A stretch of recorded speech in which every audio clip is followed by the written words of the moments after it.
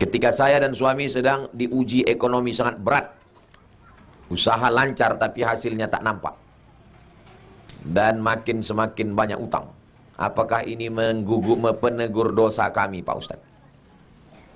Kalau kita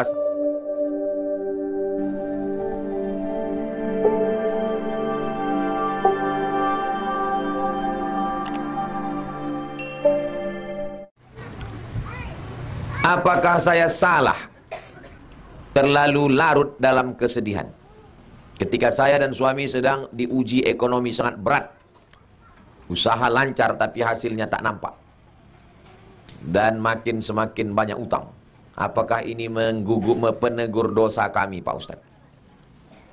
Kalau kita sakit, tumpur, kecurian, kebakaran, kemalingan, ada 4 kemungkinan. Ada 4 kemungkinan. Kemungkinan yang pertama, Allah menghapuskan dosa-dosa. Kemungkinan yang kedua, sebetulnya ibu sudah diletakkan di surga Jannatul Firdaus, sudah masuk dalam daftar Jannatul Firdaus, pas dihitung kurang amalnya. Kata Allah, uji dia, sehingga ketika dia tabah, cukup amalnya, jadi cukup gara-gara itu. Ketiga, ada amal yang tak keluar tenaga, tawaf keluar tenaga, perang keluar darah, sedekah keluar duit. Tapi ada amal yang tak keluar tenaga, tak keluar duit, tak keluar darah. Nama amalnya sabar.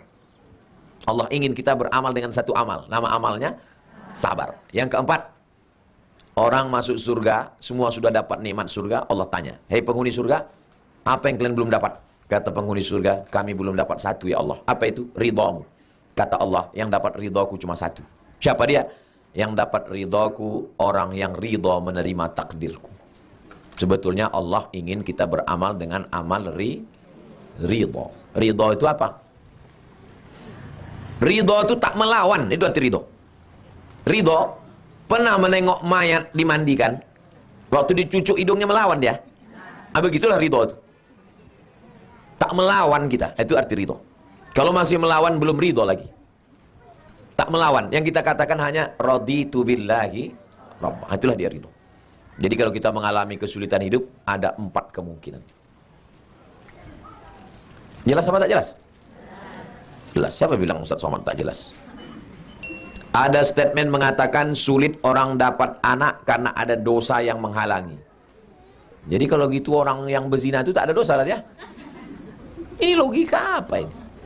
Ini orang yang berpikir begini mesti diantukkan kepalanya ke tiang. Jadi orang yang berzina dapat anak itu berarti tak ada dosa dia. Makanya beragama itu rasional, berpikir. Allah kasih kita akal. Kurang akal minum ayaka. Tidak ada utak makan utak-utak. Kalau demikian bagaimana yang alim ustazah yang sulit dapat anak? Nabi Ibrahim 86 tahun baru dapat anak. Berdosa rupanya Nabi Ibrahim. Kalau sampai kita menuduh Nabi Ibrahim berdosa, rusak akidah kita. Karena Nabi itu maksum tak berdosa. Allah cuma ingin melihat ibu sujudnya lebih lama. Allah cuma ingin melihat bapak berdoa meneteskan air mata. Tak ada yang sulit bagi Allah. Inna ma amruhu iza arada syai'an ayakula lahu kun. Menikah dengan Sarah. Apa kata orang? Sarah mandul, tak akan punya anak. Menikah Nabi Ibrahim dengan Hajar. Hajar melahirkan anak namanya Ismail. Umur Nabi Ibrahim 86 tahun. Setelah umur Ismail 13 tahun, 86 tambah 13 99 tahun, mengandung Sarah. Sarah yang sudah tua, yang kata orang mandul tak punya anak tuh, mengandung Sarah. Lahir anak laki-laki, namanya Ishak. Apa Ismail lahir 2 kali? Nyari gara-gara aja ibu-ibu. Awak yang ceramah, dia pula yang linglung.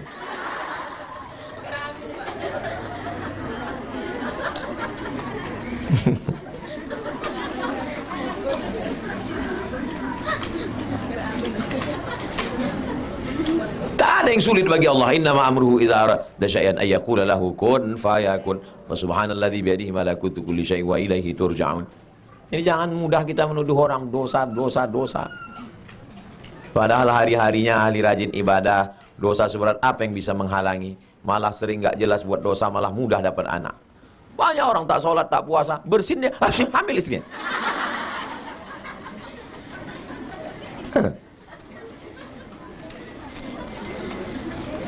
Tetap ada usaha dan ikhtiar.